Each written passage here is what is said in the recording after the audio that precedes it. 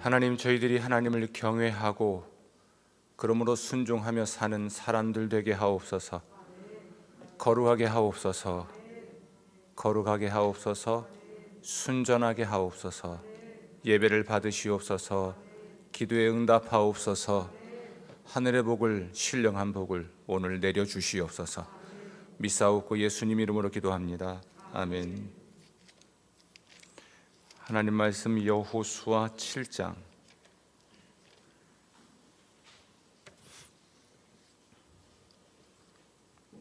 1절 말씀입니다. 다 같이 읽습니다. 이스라엘 자손들이 온전히 바친 물건으로 말미암아 범죄하였으니 이는 유다 지파 세라의 증손 삽디의 손자 갈미의 아들 아간이 온전히 바친 물건을 가졌음이라. 여호와께서 이스라엘 자손들에게 진노하시니라. 아멘. 아멘. 2022년 우리 교단의 중요한 신앙과 영성, 교육과 설교의 주제가 이 중생과 관련된 것으로서 탐욕입니다. 오늘 그 탐욕을 품은 사람에 관한 이야기를 나누도록 하겠습니다. 부정적인 사례를 통해서 긍정적인 메시지를 주는 방식일 텐데요. 오늘 여호수아서 이 7장은 6장에서의 여리고성 전투에서의 승리, 그리고 아이성 전투 두 번째 전투에서의 승리가 기록된 8장 사이에 있습니다. 이 7장은 아이성 전투, 첫 번째 아이성 전투에서의 패전에 관한 이야기고요. 8장은 승전에 관한 것입니다. 그리고 여호수아 6장은 여리고성을 정복한 승전에 관한 기록이죠. 승전에 관한 기록의 중간에 패전의 기록이 있다는 것은 매우 의미가 있죠. 이스라엘 민족은 어떻게 전쟁에서 승리할 수 있었을까? 좋은 사례가 6장에도 있고 8장에도 있습니다. 그런데 이 8장의 승리는 7장의 실패 이후에 있었던 승리죠. 부정적인 사례를 통해서 긍정적인 메시지를 하나님이 주길 원하시는 것인데요. 이스라엘 민족이 그럼 왜 패전할 수밖에 없었느냐? 그것은 욕심이 화근이었죠. 어떤 한 개인의 욕심이 화근이었고, 그것이 이스라엘 민족 또는 하나님의 백성 전체를 고통스럽게 하는 일이 되었습니다. 오늘 저는 여러분과 함께 이 탐심이 얼마나 무서운 것인지, 혹은 탐심의 문제는 무엇인지 이 부정적인 사례를 통해서 하나님께로부터 말씀을 듣기를 원합니다. 마음을 여시고 성령께서 하시는 말씀을 잘 듣기를 부탁을 드리겠습니다. 야고보서 1장 15절이죠. 성경은 욕심이 잉태한즉 죄를 낳고 죄가 장성한즉 사망을 낳는다라고 말합니다. 욕심이 화근이란 이야기예요. 그 산불이 나면 발화 지점을 찾잖아요. 이게 이제 화근입니다. 욕심이 화근이 되는 거죠. 욕심이 잉태하면 죄를 낳고 죄가 장성하면 사망을 낳는다. 우리의 불행의 시작은 바로 욕심이라고 이야기를 하는 것입니다. 최초의 사람 아담도 또 이 최초의 사람 아담 때문에 인류 전체가 불행해졌는데요.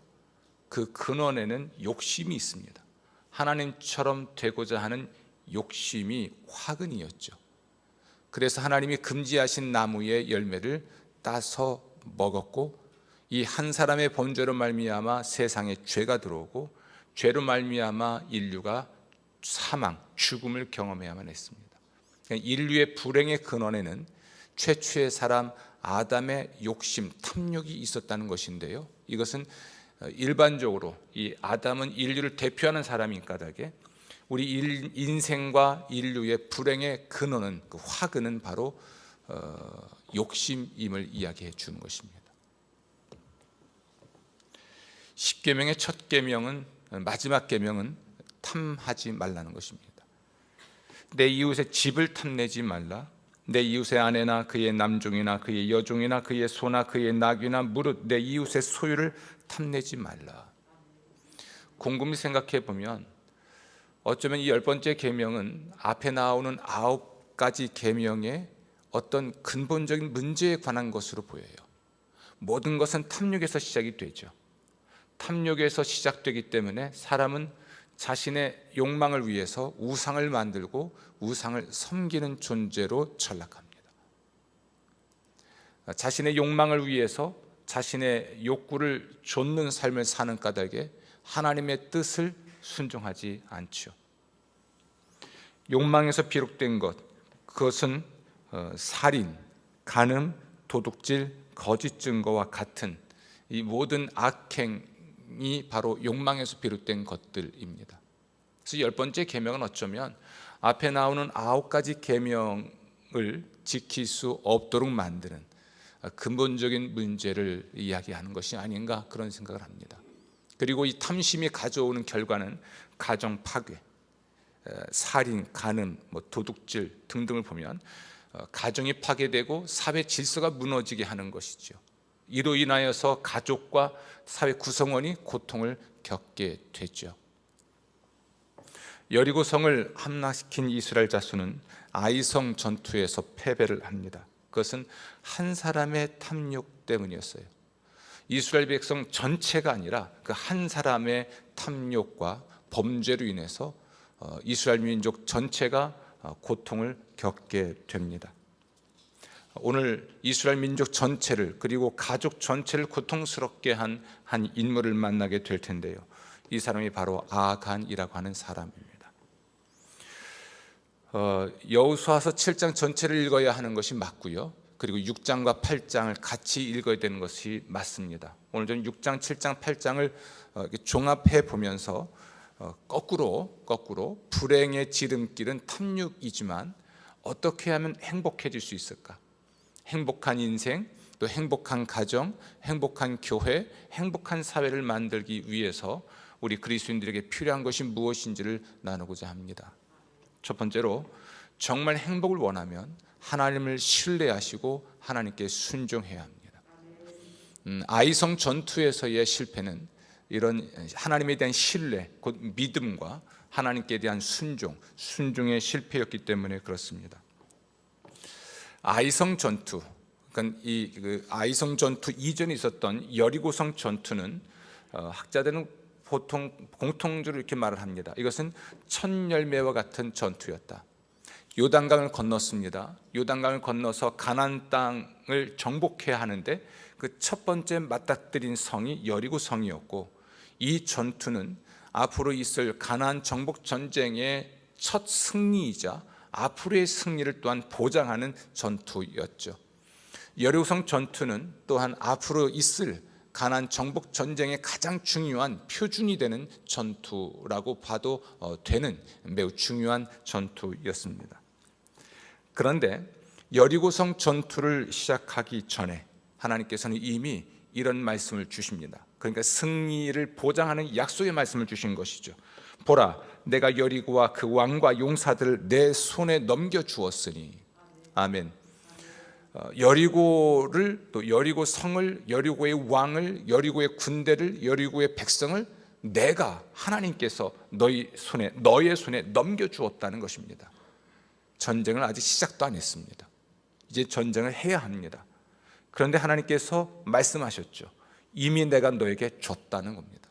이미 내가 너희에게 주었다는 것이죠. 아멘. 여리고 성이 함락되기 직전, 그러니까 하나님의 전략과 전술을 따라 전쟁을 시작을 했습니다. 그리고 마지막 순간, 이 여리고가 함락되기 바로 직전에 여호수아가 이스라엘 자손들에게 승리를 선언하는 매우 놀라운 말을 합니다.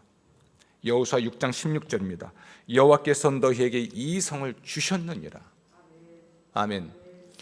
내가 너에게 이 성을 주었다라는 말은 하나님이 여호수아에게 하신 말씀이라면, 이제 여호수아가 이 말씀을 마지막 하나님의 전술의 마지막 단계에서 백성들을 향해서 선포하는 것이죠. 외치는 것이죠. 하나님이 너희에게 이 성을 주셨다. 그러므로 외치고 그리고 하나님께 영광을 돌리라는 이야기였습니다. 여호수아는 하나님의 약속을 받았고 그 약속을 믿었죠. 말씀대로 이루실 것이라는 것을 믿었고 말씀대로 하실 수 있는 분이라는 것을 이 여호수아는 믿었습니다. 그리고 마침내 이 여리고성이 함락되었죠. 이스라엘 자손의 여리고성 전투에서의 승리는 하나님의 승리였습니다. 전투를 시작하기 전 하나님은 이스라엘 자손의 행동을 지시하셨죠. 하나님과 하나님의 약속을 신뢰한 이스라엘 자손은 순종합니다. 아주 묘한 전술을 하나님이 제안하셨는데 이것에 순종한 것이죠. 무장 군인이 선봉에 섭니다. 7 나팔을 분 7 제사장이 그 다음에 섭니다. 그리고 언약궤가 행진을 하고 후군이 행진을 합니다. 이 대열을 갖추고 행진을 할 때 나팔을 불지언정 이스라엘 자손들은 침묵한 채로 매일 한 번 성 주위를 도는 것이 하나님의 전략이고 전술이고 방법이었어요. 전쟁해야 됩니다. 칼을 들고 창을 들고 뭔가 무력을 행사해야 하잖아요. 그런데 하나님의 전술 전략 방법은 그렇지 않았습니다. 대우를 갖추고 하나님이 주신 대우죠. 무장한 군인, 7 나팔을 잡은 7명의 제사장들, 그리고 언약궤, 그리고 후군, 이게 그들이 갖춘 대열입니다. 그리고 하루에 한 번 성 주위를 돌되 나팔을 불고 모든 백성들은 침묵해야 합니다. 그리고 진으로 돌아오는 것이 하나님의 전략이에요. 7째 날은 7바퀴를 돌고 그러고 나서 마지막 함성과 함께 여리고성이 함락이 되는데요. 이것이 하나님의 전략이었고, 그러나 하나님의 약속을 믿었던 여호수아와 이스라엘 자손들은 말도 안 되는 전략과 전술이지만 그것에 순종했습니다. 그러니까 하나님에 대한 신뢰, 하나님의 능력과 하나님의 약속에 대한 신뢰로 인해서 그들은 하나님의 방법, 하나님의 전략, 하나님의 전술을 순종하게 되었던 것이죠. 이렇게 이스라엘 자손의 여리고성 전투에서의 승리는 신뢰, 믿음과 순종의 승리였고 하나님의 승리였습니다. 두 번째 아이성 전투, 첫 번째 아이성 전투 말고요, 두 번째 아이성 전투에서 이스라엘 자손이 승리할 수 있었던 이유도 똑같습니다. 그들은 하나님을 신뢰했고 하나님께 순종했기 때문에 승리할 수가 있었습니다. 아이성 전투를 앞두고, 아이성 전투, 두 번째 전투를 앞두고 첫 번째 전투에서 패전한 이후에 자신들의 문제를 바꾸고 나서 두 번째 전투를 시작하기 전에 하나님께서는 여호수아에게 승리를 약속하십니다. 그리고 하나님의 방법을 제안하십니다. 여호수아 8장 1절 2절입니다. 여호와께서 여호수아에게 이르시되 두려워하지 말라, 놀라지 말라, 군사를 다 거느리고 일어나 아이로 올라가라. 보라, 내가 아이 왕과 그의 백성과 그의 성읍과 그의 땅을 다 내 손에 넘겨주었으니. 아멘. 넘겨주었으니. 이미 넘겨주신 것이죠. 싸우지 않았어요. 전쟁을 시작하지 않았습니다. 그러나 이미 하나님 안에서는 이겼습니다. 이미 이긴 싸움을 이스라엘 자손을 수행하는 것이죠. 내가 내 손에 넘겨주었다라고 하는 이 말을 주목할 필요가 있습니다. 여리고성 전투를 하기 전에도 같은 메시지였고 두 번째 아이성 전투를 시작할 때도 같은 메시지를 하나님이 주셨습니다. 그러니까 여리고성은 물론이고 아이성 전투를 함락한 것은 여호수아의 탁월한 지도력이나 이스라엘 자손의 용맹함이나 군사력이 아니라 하나님 그분이셨습니다. 여호수아와 이스라엘 자손은 하나님과 하나님의 약속을 신뢰했고 그러므로 순종했고 그러므로 여리고성과 아이성을 함락할 수가 있었습니다. 너희는 이렇게 하라 라는 하나님의 말씀을 또한 주목할 필요가 있습니다. 여리고성을 함락할 때의 전략이 있습니다. 매일 한 번 성 주위를 돌고 7번째 날은 7번 돌다가 함성을 지르는 것이 여리고성 함락의 전략, 전술 방법이었어요. 아이성 함락은요, 매복과 유인책이었습니다. 그리고 여호수아가 단창을 가리켜 단창을 들어서 단창을 든 손을 들어서 아이성을 가리키는 것, 이건 공격 신호이기도 했는데요, 그것이 그들이 할 수 있는 최선의 전략과 전술과 방법이었죠. 매복, 유인. 그러니까 여리고성을 함락할 때는 행진, 침묵 행진과 마지막 함성, 그리고 아이성 함락할 때는 매복과 유인책, 그리고 여호수아가 손을 들어 단창으로 그 아이성을 가리키는 것, 그것이 전부였죠. 전쟁마다 하나님의 방법은 달랐죠. 그러나 한 가지는 분명합니다. 하나님께서 미리 승리를 약속하셨고 그 약속을 그의 백성들에게, 그의 지도자들에게 주신 것입니다. 첫 번째 아이성 전투의 실패는 신뢰의 실패, 믿음의 실패였습니다. 이스라엘 자손은 과도한 자신감이라는 덫에 걸렸기 때문이죠. 여호수아는 3,000명의 군대로 아이성을 공격합니다. 첫 번째 전투에서 3,000명의 군대로 공격합니다. 2,000명 내지 3,000명 정도로만 더 승리할 수 있을 만큼 이 아이성은 소수, 적었기 때문에 그렇습니다. 이게 정탐꾼들의 보고서에 올라온 것이죠. 두 번째 아이성 전투에서 하나님은 3만 명의 군대를 파견하십니다. 정탐꾼의 보고, 그들의 데이터, 아이성을 정탐한 그들의 데이터로는 아이성은 3,000명 정도면 최고, 그 정도면 함락할 수 있다는 것이 그들의 데이터입니다. 오늘날로 말하면 빅데이터를 돌려봤다는 이야기예요. 3,000명이면 되는 거죠. 최대한 3,000명이면 됩니다. 그러나 하나님께서 이스라엘 민족에게 승리를 약속하시면서 파견한 군대 숫자가 3만 명이에요.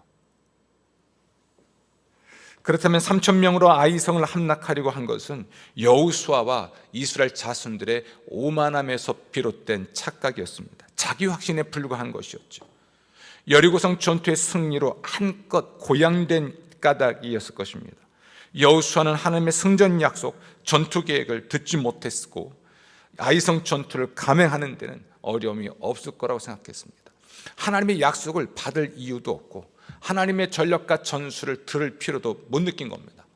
이미 여리고성 전투에서 승리했고 승리감에 도취되어 있었고 그들의 마음은 한껏 고양되어 있었기 때문에 어쩌면 이렇게 생각할 수도 있겠죠. 하나님이 이 싸움은 그냥 우리 힘으로 해도 된다고 허락하신 것처럼 그들은 생각했는지도 모르겠습니다. 첫 번째 아이성 전투의 실패는 순종의 실패였습니다. 한 사람이 탐욕을 품었고 전리품에 대한 하나님의 명령을 따르지 않았습니다. 하나님은 여리고성 전투를 앞두고 전리품을 어떻게 처리할 것인지를 말씀하셨어요. 그것은 여리고성에서 취득한 또는 얻은 모든 전리품은 하나님께 온전히 바치라고 말씀을 하셨습니다. 그런데 두 번째 아이성 전투, 첫 번째 아이성 말고요, 두 번째 아이성 전투에서 하나님이 전리품을 어떻게 처리할 것인지를 말씀하셨는데 그것은 가져라 그랬어요. 여리고성 전투에서 얻은 전리품은 어찌해라? 하나님께 온전히 바쳐라. 완전히 다 불을 태우고 또는 살아있는 건 죽이든지 아니 은금동처를 하나님의 전에 드려서 그것으로 뭔가를 만들게 하든지 하고 일체 개인적으로 소유하지 말라는 거예요. 사취하지 말라는 것이죠. 그러나 이 아이성 전투에서 얻은 전리품은 가져라. 그만큼 여리고성 전투에서의 전리품 처리 방식과 그리고 아이성 전투에서의 전리품 처리 방식은 달랐습니다. 근데 여리고성 전투에서 승리한 이후에 하나님께서는 취하지 말라, 갖지 말라고 한 이 전리품을 아간이라는 사람이 가져간 것을 사실은 알고 계셨죠. 이 아간이 스스로 고백한 대로 탐욕에, 탐심에, 전리품에 대한 탐심이 생겨서 그것을 가져갔다라고 고백을 했거든요. 이 아간이라고 하는 사람이 하나님께 순종하지 않았던 이유, 그것은 탐심이었습니다. 여러분 지금 기적적으로 요단강을 건너와서 여리고성을 함락했어요. 그렇죠? 그리고 이 여리고성에 있는 모든 것을 하나님께 바치겠지만 앞으로 가나안 땅을 정복하고 수없이 많은 전쟁이 남아 있습니다. 아이성 전투에서 승리한 후에 이 전리품을 가질 수 있었던 것처럼 하나님께서는 이 전쟁에서, 가나안 정복 전쟁에서 승리하게 하신 후에 더 많은 전리품을 주실 수도 있는 거죠. 근데 이걸 못 참는 거예요. 당장 여리고성을 함락한 후에 전리품도 종류별로 신할산 외투 하나, 은, 금, 이런 것들, 그런 것을 한 번에 대량으로 가져가는 것도 아니고 외투 한 벌, 여기 하나씩, 이것은 눈속임을 위한 일이기도 합니다. 축나지 않게, 표나지 않게 조금씩 이것 조금 저것 조금 챙겨서 자기 집 장막에 텐트 땅 파고 숨겨놓은 것입니다. 이걸 하나님 도둑질했다, 속였다, 이렇게 표현합니다. 이 탐심에서 비롯된 것이죠. 하나님이 더 많은 걸 주실 수 있고 당연히 또한 주실 것이라고 하는 하나님에 대한 신뢰의 결핍. 그러니까 아간의 하나님에 대한 믿음은 이런 탐욕에 의해서 삼켜진 겁니다. 탐욕이 믿음을 삼켰고 탐욕이 순종을 삼켜버렸습니다.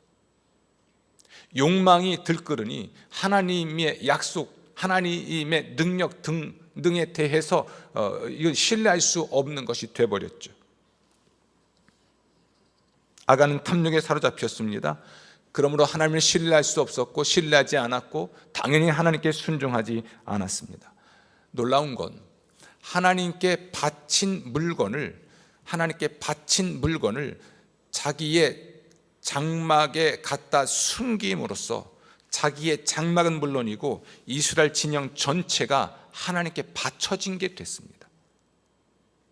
그래서 첫 번째 아이성 전투에서 패배를 하게 됐는데요, 패배를 하게 됐다는 이야기는 36명이 죽고 결국은 도망을 가게 되고요, 이로 인해서 이스라엘 자손들이 전리품이 되는 거예요. 이스라엘 자손들의 이 소유가 전리품이 되어버리는 것이죠. 하나님께 순종하지 않고 하나님께 온전히 바쳐야만 했던 것을 자신의 장막으로 가져옴으로써 이스라엘 자손 전체 안으로 이게 다 태워버리든지 어떻게든 죽이든지 해야 할 것들을 가져온 것이니까 하나님의 징계가 이스라엘 자손 가운데 있을 수밖에 없고, 그러므로 이스라엘 자손들은 고통을 경험할 수밖에 없었던 것이죠. 여러분, 우리가 정말 행복하고 그리고 온전한 가정, 인생, 교회, 세상을 만들기 위해서 가장 경계해야 될 것은 탐욕인데요, 탐욕을 이기는 힘은요 매우 역설적이게도 하나님에 대한 신뢰와 순종입니다. 하나님 그분에 대한 신뢰, 그분의 약속에 대한 신뢰, 그분의 방법에 대한 신뢰이죠. 그리고 그분의 방법에 대한, 그분의 뜻에 대한 순종입니다. 이것만이 탐욕을 제어할 수 있습니다. 이 제어가 되지 않으면, 이 믿음과 전적인 믿음과 순종이 없다면 우리는 끊임없이 우리의 욕망, 우리의 탐욕의 노예가 돼서 살아가게 될 것입니다. 그러므로 참된 행복을 위해 하나님을 신뢰하십시오. 하나님의 모든 뜻에 순종하십시오. 한 가지 질문해 볼 필요가 있습니다. 그럼 여호수아는 어떻게 하나님의 약속을 받았을까? 하나님의 방법을 알게 되었을까? 또 우리 시대에 우리는 어떻게 하나님의 약속과 하나님의 방법을 알게 될 것인가? 여호수아서 5장 14절 말씀 보면 여리고성 전투를 시작하기 전에 하나님의 군대 대장이 여호수아를 찾아옵니다. 그리고 여호수아에게 말하기를 네가 서 있는 곳은 거룩한 곳이니 너의 발에서 실을 벗어라 라고 말을 합니다. 여러분, 그 땅, 지금 여호수아가 서 있는 곳이 거룩한 이유는 그 땅이 특별해서가 아닙니다. 하나님이 계신 곳이라 그렇습니다. 임재, 오셔서 계시는 곳, 하나님이 와서 계시는 곳인 까닭에 여호수아가 서 있는 그곳이 거룩한 땅이에요. 그러므로 신을 벗으라는 겁니다. 그 하나님에 대한 경외감을 표현하고, 그러므로 그 하나님을 예배하고 그 하나님을 섬기라는 것입니다. 여기에 힌트가 있습니다. 하나님의 군대 대장이 와서 여호수아에게 말하기를 네가 선 땅은 거룩한 땅이니 너의 발에서 신을 벗어라. 성경 기록하기를 여호수아가 그대로 했다라고 기록합니다. 여호수아는 그의 발에서 신을 벗었습니다. 왜냐하면 그곳에 하나님이 와 계시기 때문에. 그 하나님에 대한 경외심으로 자기의 신을 벗지요. 신을 벗습니다. 이것은 하나님에 대한 경외죠. 그리고 그곳에서 하나님을 경배하고 그곳에서 하나님께 기도하는 시간을 갖는 거죠. 와서 계신 하나님과의 교제, 이 신령한 교제를 통해 여호수아는 하나님의 약속을 받습니다.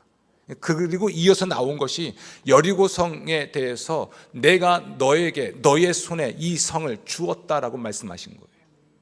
그러니까 여호수아는 어떻게 하나님의 약속을 받았는가, 어떻게 하나님의 뜻과 방법을 알게 되었는가, 와서 계시는 그 하나님을 경배하며 우리 시대로 말하면 그분을 예배하고 그분께 기도하는 하나님과의 신령한 교제의 시간을 통해서 하나님의 약속을 받고 하나님의 방법을 알게 된 것이죠. 아멘. 우리는 이곳은 거룩하니 신을 벗어라 라는 말을 어디선가 들은 것 같아요. 어디서 들었습니까? 모세에게도 그러셨죠. 사실은 자기 힘으로 뭔가를 해보려고 노력했다가 광야로 도망갔던 모세, 그에게 하나님의 때가 되었을 때 하나님이 방문하십니다. 하나님의 사자가 방문하는데 불은 붙었으나 타지 않는 떨기나무 모습으로 하나님이 임재하시죠. 모세가 가까이 왔을 때 말씀하십니다. 모세야, 가까이 오지 마라. 그리고 네가 선 곳은 거룩한 곳이니 신을 벗어야 한다고 말씀하십니다. 모세가 그곳에서 하나님의 위대한 계획을 듣습니다. 내가 내 백성이 처한 처지를 보았고 들었고 알고 있다. 이제 내가 너를 보내어서 그 내 백성을 애굽에서 구원하려고 한다. 이런 하나님의 엄청난 구원 계획에 관한 말을 듣죠. 그리고 모세 스스로가 어떻게 하나님의 쓰임을 받을 수 있을지에 대해서도 하나님께부터 듣습니다. 그 순간이 어느 순간이었습니까? 자신의 발에서 신을 벗고 와서 계신 임재, 현존하신 그 하나님과 사귀는 그 시간, 그것을 예배라고 표현해도 좋고 기도하는 시간이라 해도 좋습니다. 그 시간을, 하나님과의 교제하는 시간을 통해서 하나님 그분은 자신을 계시하시고, 하나님 그분은 자신의 계획을 계시하시고, 하나님 그분은 자신의 방법을 계시하시는 것이죠. 여호수아는 그 시간을 통해서, 모세도 그 시간을 통해서 하나님의 아주 큰 그 빅픽처에 대해서 그림을 보게 되고, 하나님의 거대한 계획을 알게 되고, 그리고 자기가 뭘 해야 될지, 그 백성들이 어떻게 해야 될지 구체적인 하나님의 방법을 알게 됩니다. 아멘. 그렇다면 첫 번째 아이성 전투의 실패, 여리고성 전투나 아니면 두 번째 아이성 전투 말고 여호수아 7장에 나와 있는 실패한 전쟁이었던 그 첫 번째 아이성 전투의 실패는요, 바로 예배와 기도의 실패였습니다. 놀랍게도 여리고성 전투에는 하나님의 약속과 하나님의 어떤 방법이 나와요. 두 번째 아이성 전투에도 하나님의 약속과 하나님의 방법이 나오는데 첫 번째 전투에는 이게 없어요. 이것은 곧 여호수아를 비롯해서 이스라엘 지도자들이 하나님을 예배하고 하나님께 기도하고 하나님의 약속을 받지도 못한 채, 하나님의 방법을 알지도 못한 채, 그래서 자기 힘으로 무작정 공격부터 하고 보았던 것으로 보입니다. 이스라엘 자손들은 패전했죠. 36명이 죽었습니다. 부서진 장소들로 번역할 수 있는 스바림까지 도망갔습니다. 이것은 매우 의미 있는 표현입니다. 이스라엘 자손들이 산산이 무너졌다는 이야기입니다. 산산이 부서졌다는 이야기죠. 그들의 마음은 녹아 물처럼 되었습니다. 이 마음이 녹아 물처럼 됐다는 이야기는 사실은 여리고성을 함락할 때 정탐꾼들을 통해서, 정탐꾼들이 기생 라합을 통해서 여리고성 사람들의 마음 상태에 대해서 들었던 표현이에요. 이스라엘 자손들이 광야를, 애굽을 어떻게 탈출했고 광야 40년을 어떻게 지냈고 그리고 방금 전 전투에서 어떤 승리를 거뒀는지를 여리고성 사람이 듣고 마음이 녹았다라는 표현을 기생 라합이 정탐꾼에게 전해 주었습니다. 그러니까 지금 이제 이스라엘 자손들의 마음이 녹아내린 거예요. 아이성 그 첫 번째 전투에서 패전하고 36명이 죽고 스바림까지 도망가고 나서 이 백성들은 물론이고 여호수아조차도 마음이 녹아내려 버렸습니다. 한 사람의 욕심이 가져온 불행이 어떤 것입니까? 전쟁을 수행할 수 없도록 백성들의 마음을 그렇게 만들어 버린 거예요. 한 사람의 탐욕이, 한 사람의 범죄가 그 이스라엘 백성 전체에 어떤 결과를 가져왔습니까? 이 아간이란 한 사람의 범죄와 탐욕이 지도자였던 여호수아를 어떻게 만들었습니까? 여러분, 여호수아가 심각해집니다. 하나님의 계획을 의심합니다. 하나님의 의도를 의심합니다. 하나님의 방법을 의심합니다. 하나님께 도전합니다. 싸울 기력이 없습니다. 하나님을 원망합니다. 비난합니다. 백성들은 마음이 녹았습니다. 창을 들거나 칼을 들거나 하는 행진을 할 힘이 전혀 없는 것이죠. 두려워하고 있습니다. 떨고 있습니다. 그러니까 이 한 사람이 결국 공동체 전체를 무너뜨린 것이죠. 가정에서도 그렇고 교회에서도 그렇습니다. 이 한 사람이 벌인 일인, 그 탐욕 때문에 만들어낸 일은 지도력들에게, 리더십들에게 어떤 영향을 주었으며 함께하는 이 이스라엘 자손들 전체에게 어떤 영향을 주었는지를 우리에게 단적으로 보여주는 사건이 바로 이 사건이에요. 실패는 이스라엘 자손들과 지도자를 슬픔에 빠뜨렸습니다. 우리 시대로 표현한다면 아마도 이것은 무기력증에 빠뜨린, 무력감에 빠뜨린 일이기도 했죠. 옷을 찢고 하나님의 궤 앞에서 땅에 엎드려 머리에 티끌을 뒤집어 쓰고 저물도록 있습니다. 강했고 담대했던 여호수아가 이제는 놀라고 두려워하고 있는 거죠. 여러분, 보통 한 번의 승리 또는 성공의 경험은 우리를 오만하게 만들어서 하나님을 신뢰하기보다는 자기를 신뢰하고 하나님의 방법보다는 자신들의 가능성과 또는 데이터를 의존해서 살게 만듭니다. 가장 불행해질 수 있는 길일 것입니다. 하나님을 신뢰하십시오. 하나님께 순종하십시오. 그것이 탐욕을 제어할 수 있는 유일한 길일 것입니다. 그것이 정말 행복해지고 나도, 가족도, 교회도, 세상도 행복하게 만들 수 있는 유일한 길일 것입니다. 하나님의 약속을 받고 하나님의 방법을 알기 위해 하나님과의 교제에 힘쓰십시오. 그분은 와서 계십니다. 내 안에 계시고 우리 안에 계시죠. 우린 그분을 예배하는 방식으로, 그분을 찬양하고 그분께 기도하는 방식으로 그분과의 교제를 나눌 수 있을 것입니다. 그때 주님 말씀하십니다. 이건 매우 신비롭지 않습니까? 하나님께서 지금 땅에서 벌어지고 있는 전쟁에 개입하는 것입니다. 이 전쟁은 피를 흘리는 전쟁이에요. 정말 땀을 흘리고 피를 흘리는 전쟁이에요. 사람이 죽어나가는 전쟁입니다. 매우 실제적인 우리의 삶에 매우 이상적인 분으로 보이고 초월적이신 하나님이 개입하시는 거예요. 아주 구체적으로 이 싸움을 어떻게 싸울 것인지 말도 안 되지만, 이해는 안 되지만 자신의 방법을 제안하시는 분이 하나님이십니다. 우리는 그 방법을 알고 그 방법대로 하는 거죠. 그 태도를 보이는 것이죠. 하나님을 신뢰하기 때문에 하나님의 방법을 신뢰하는 겁니다. 순종할 수 있는 것이죠. 오늘날에도 하나님은 매우 실제적이고 매우 구체적인 우리의 삶의 문제에 대한 대안들을 매우 이상적이고 매우 초월적인 하나님이 개입하시고 알려주시는 것입니다. 그것을 믿는다면 우리는 예배와 기도에 힘쓰지 않을 수는 없을 것입니다. 여러분, 아이성 전투, 두 번째 전투에서의 승리는 그러므로 화근을 제거하고 나서 이루어졌습니다. 이것은 첫 번째 이야기의 결론이기도 한데요. 그러므로 우리가 행복한 인생과 공동체와 삶을 위해서는 거룩해야 합니다. 아멘. 결국 아간이라고 하는 사람이 드린 하나님께 바친 물건을 찾아서 이것을 없애고 이 일을 벌인 아간과 그의 가족을 죽임으로써, 그러니까 이스라엘 자손 가운데서 제거함으로써 그들은 두 번째 전쟁에서 승리할 수가 있었습니다. 하나님께서는 여호수아에게 스스로 거룩하게 하고 또는 그 백성을 거룩하게 하기 위해서 방법을 제안하십니다. 이게 참 놀라운 겁니다. 하나님은 처음에는 지파별로 나오게 합니다. 지파별로 나와서 12지파 중에 한 지파를 선정하시는 것이죠. 뽑는 거예요. 제비뽑기 하는 거니까.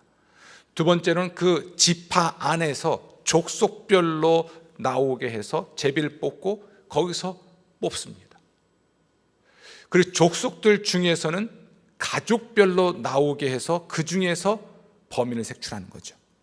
마지막으로 가족 중에서 개인별로 사람을 나오게 하고 제비뽑기 해서 뽑습니다. 제가 주목한 건 하나님은 이스라엘 자손들 가운데 범죄자가 있다는 것을 이미 알고 계셨습니다. 그가 누구인지 이미 알고 계세요. 그런데 이스라엘 자손들은 몰랐어요. 여호수아도 몰랐어요. 그냥 싸웠어요. 그 패배의 원인이 하나님께 있다고 원망하는 여호수아에게 하나님이 진실을 말씀하신 겁니다. 아니다. 너희가 범죄했다. 너희 가운데 범죄자가 있어서 이 전쟁에서 실패한 것이다. 하나님은 범죄자가 누구인지 이미 알고 계십니다. 그런데 왜 이렇게 긴 시간을 아주 구체적인 방법이겠지만 이렇게 좀 복잡하게 긴 시간의 방법을 가지고 시간을 들여서 범인을 색출하는 걸까요? 이유가 뭐라고 생각하십니까? 이게 하나님의 자비예요. 여호수아도 모르고 다른 어떤 누구도 모르는 범죄자가 있습니다. 그런데 하나님께서 12지파가 지파별로 나와서, 물론 대표가 나왔겠지만 제비를 뽑게 하고 그 중에 한 지파가 선정되게 하십니다. 그러니까 하나님은 포위망을 점점 좀 좁히시는 거예요. 잔인해 보이죠. 그러나 이 시간이 어떤 시간일까요? 그러한 일이 포위망이 좁혀 올수록 아간의 심정은 어땠을까요? 여러분, 아간만이 문제가 아닙니다. 여호수아서 7장을 보면 결국 그의 가족 모두가 죽잖아요. 그것은 가족들이 공모했다는 이야기예요. 그러니까 그렇게 포위망을 좁혀오는 제비를 뽑는 과정이 12지파, 지파 안에 있는 족속 안에 있는 가족들, 가족들 안에 있는 사람들, 이렇게 아주 넓은 범위에서 아주 개인적인 차원까지 좁혀오는 이 과정, 이 시간은 아간이, 그의 가족이 잠깐만요, 제가 잘못했습니다, 돌이킬 수 있는 기회였죠. 나중에 아간은 이실직고합니다. 이것은 범죄가 드러나서 이실직고한 것이지 자발적으로 회개한 게 아니에요. 그냥 범죄가 드러나서 범죄 사실을 이야기한 것입니다. 그래서 아간도, 그리고 공모자였던 가족들도 다 돌에 맞고 그의 장막이, 텐트가 불에 타고 어떤 전리품도 소유하지 못한 채 죽은 것이죠. 얼핏 보면 하나님의 징계와 심판이 잔인하고 너무나 이해가 안 될 만큼 힘들어 보이지만 사실은 하나님의 자비가, 하나님의 모든 걸 아시는 하나님의 지식, 아무도 모르는 진실을 아시는 하나님의 지식과, 그러나 회개할 기회를 주시는 하나님의 자비로움이 하나님의 방법 속에 담겨 있는 것이죠. 하나님께서는 이스라엘 자손과 그 개인들 안에 있는 악을 제거하기 전까지는 어떤 전쟁에서 승리할 수 없을 것이라고 말씀하셨습니다. 앞으로 있을 가나안 정복 전쟁, 모든 정복 전쟁에서 매우 중요한 것은 하나님에 대한 신뢰와 그러므로 순종이고요, 그 백성들의 거룩함이었던 거죠. 그래서 그 백성들 안에는 악을 제거하는 방식이 전리품을 태워버리거나 또는 하나님께 바치는 것이고요, 그리고 그 악을 버린 사람을 제거하는 겁니다. 그래서 아간이 죽고 그의 가족 전체가 몰살할 수밖에 없었죠. 우리는 아나니아와 삽비라 이야기를 오래 반복해서 이야기했기 때문에 알고 있습니다. 너무나 잔인해 보이잖아요. 3시간 간격으로 이 부부가 죽습니다. 그들이 죽을 수밖에 없는 이유는 이 교회의 성장과 교회의 어떤 평안함을 깨트리는 심각한 사건이었기 때문에 그래요.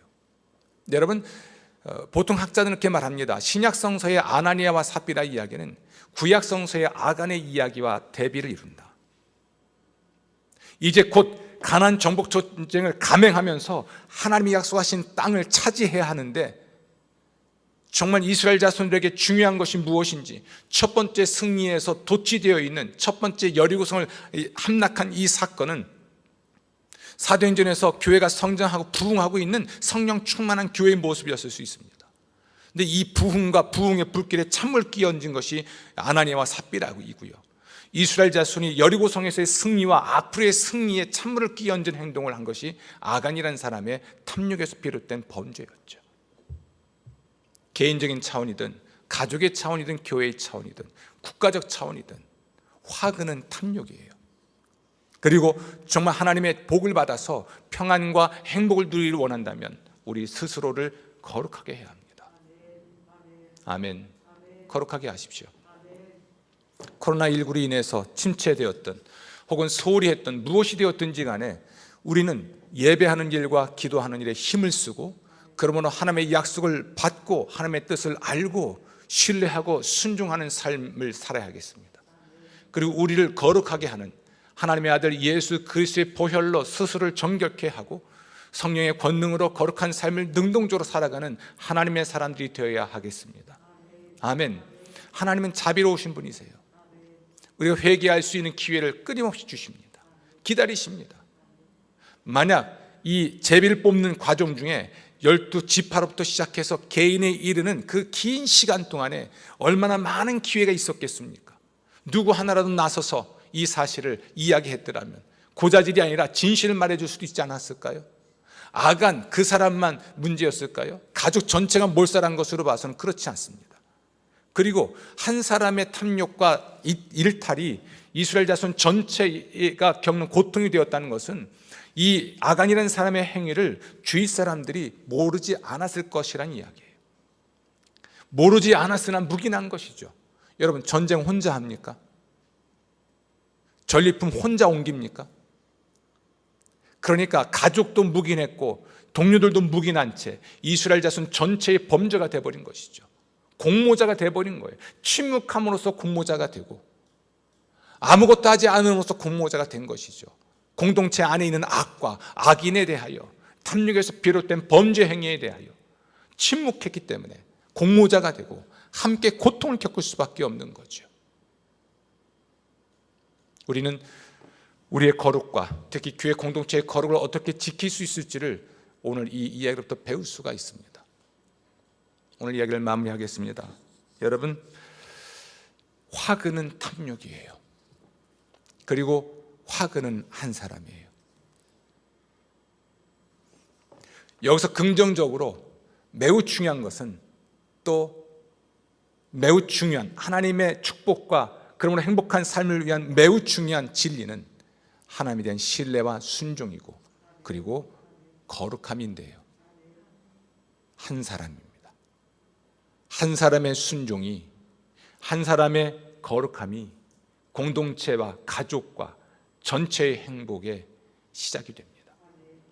한 사람 아담으로 말미암아 세상에 죄가 들어왔으나 또 한 사람 예수로 말미암아 세상에 구원받게 됐잖아요. 아멘. 한 사람이 중요합니다. 그리고 하나님은 수없이 많은 사람 찾는 게 아니라 한 사람 찾고 계세요. 하나님을 예배하는 한 사람, 하나님께 기도하는 한 사람, 하나님을 신뢰하고 순종하는 한 사람, 거룩한 한 사람, 그 한 사람 때문에 하나님은 하나님의 백성 공동체인 교회를 보호하시고 성장케 하시고 온전케 하십니다. 여러분, 기도하는 그 한 사람이 되십시오. 요즘은 교회를 와서 살펴보면 곳곳이 기도하는 곳이에요. 1층도 기도하는 곳, 2층도 깨끗하니까 기도할 수 있고, 여기 예배당 본당도 3층도 기도할 수 있고, 로스캠프 2를 가도 1층, 2층, 3층도까지 다 기도하는 곳이에요. 하고자 하면 할 수 있는 것이 너무나 많은데 우리는 모이기를 두려워하거나 힘들어하는지는 모르겠습니다. 한 사람 되십시오. 믿음과 순종의 한 사람, 거룩한 한 사람이 되셔서 여러분이 가정과 교회의 행복의 근원이 되는, 복의 근원 되시기를 주 여러분을 축원합니다. 기도하겠습니다. 하나님, 오늘 저희들이 한 마음으로 하나님을 예배하고 참으로 행복해지고 하나님의 복을 받을 수 있는 비결을 듣습니다. 아간이라는 사람의 부정적인 사례를 통해서 긍정적인 말씀을 주시는 주님을 찬양합니다. 저희에게 믿음과 순종, 거룩함을 허락하셔서 온전한 복을 받아 누리는 하나님의 사람들이 되게 하여 주옵소서. 감사하고 예수님 이름으로 기도합니다. 아멘.